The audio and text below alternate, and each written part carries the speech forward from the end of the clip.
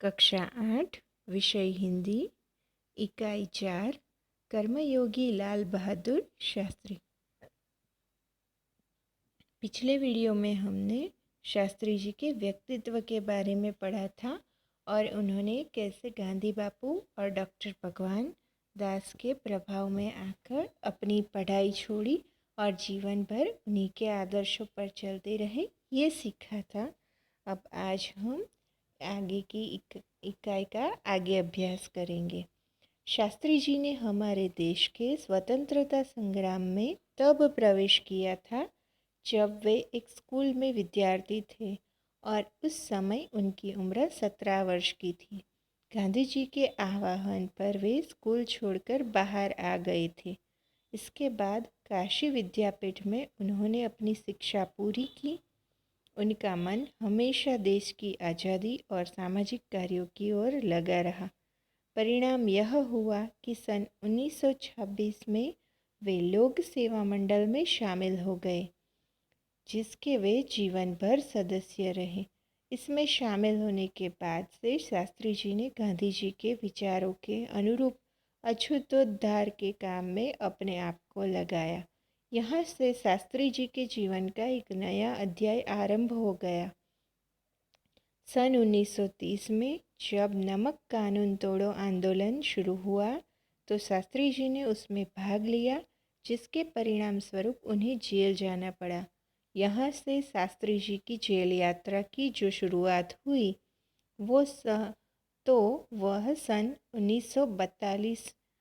1942 में के भारत छोड़ो आंदोलन तक निरंतर चलती रही। इन 12 वर्षों के दौरान वे 7 बार जेल गए।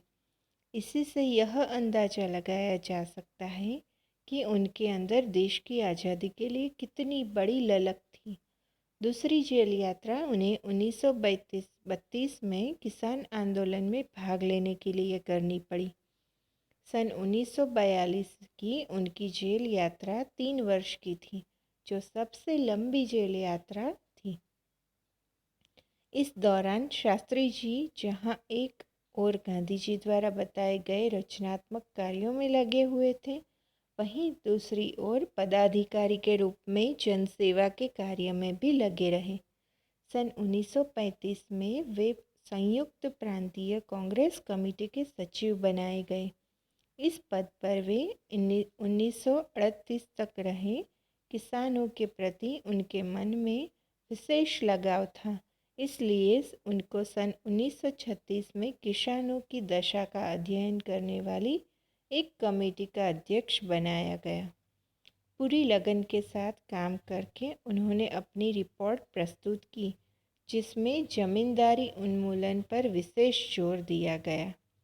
इसके बाद के 6 वर्षों तक वे इलाहाबाद की नगर पालिका से किसी न किसी रूप में जुड़े रहे।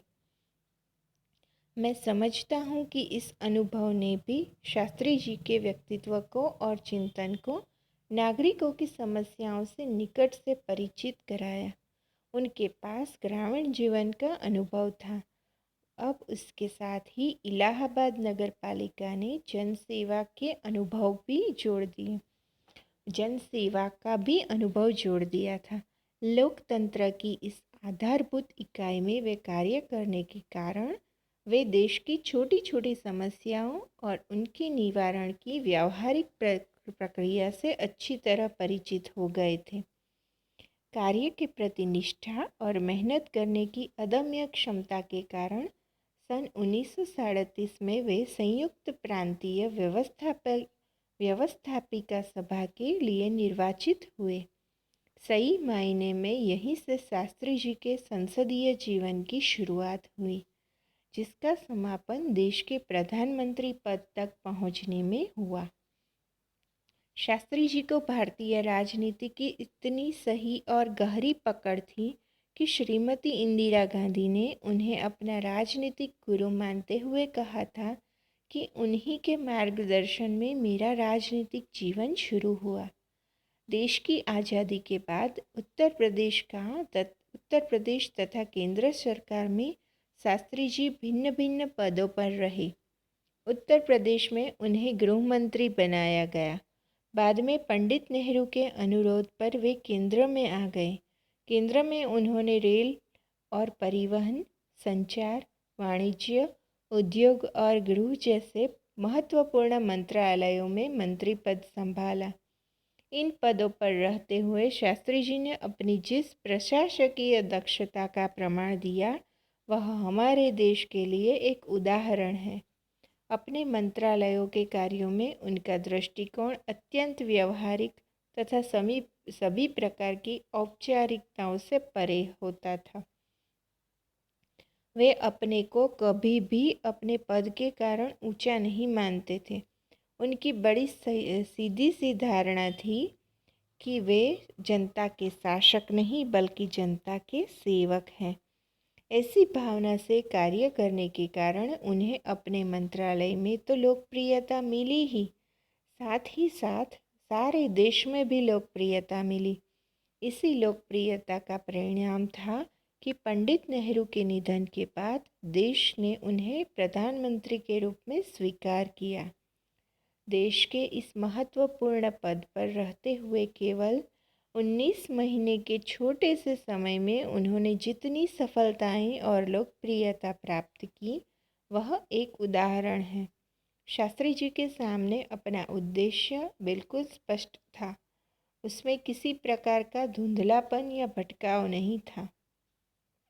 वे हमारे देश के अत्यंत महत्वपूर्ण पदों पर रहे और इन पदों पर रहते हुए स्वाभाविक रूप से वे अधिकार संपन्न भी थे, लेकिन उन्होंने हमेशा आत्मसंयम से काम लिया तथा अधिकारों से अधिक कर्तव्यों को तरजीह दी। शायद इसीलिए शास्त्री जी इतने अधिक लोकप्रिय भी हो सके।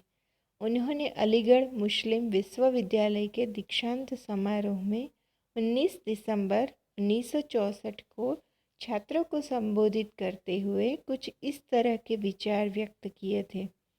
आपके भविष्य की मंजिल चाहे जो कुछ भी हो, आप में से प्रत्येक को यह सोचना चाहिए कि आप सबसे पहले देश के नागरिक हैं।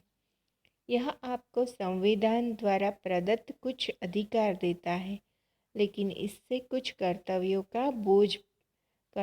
का भी बोझ आता है, जिसे समझना चाहिए। हमारा देश प्रजातांत्रिक है जो निजी स्वतंत्रता देता है, लेकिन इस स्वतंत्रता का उपयोग एक व्यवस्थित समाज के हित में स्वेच्छा से लगाए गए प्रतिबंधों के तहत होना चाहिए। अधिकार, कर्तव्य और आत्मसंयम के बारे में यह अत्यंत महत्वपूर्ण बात शास्त्री जी ने कही थी, जिसे आज याद रखने की ज़रूरत है। तो देखा बच्चों, ऐसे थे हमारे कर्मयोगी लाल बहादुर शास्त्री। इनके जीवन से हमें सादगी, सरलता, कर्मठता यानी कि कर्मों पर विश्वास रखना, प्रारब्ध के भरोसे न बैठकर अच्छे और सेवाभावी राष्ट्रहित के कर्म करते रहना और अपने कार्यों के प्रति समर्पण, यह सब इस इकाई से कर्मयोगी लाल बहादुर शास्त्री जी के जीवन से हमें सीखने को मिलता है। तो अब हम अगले वीडियो में मिलेंगे। तब तक के लिए जय हिंद, जय भारत।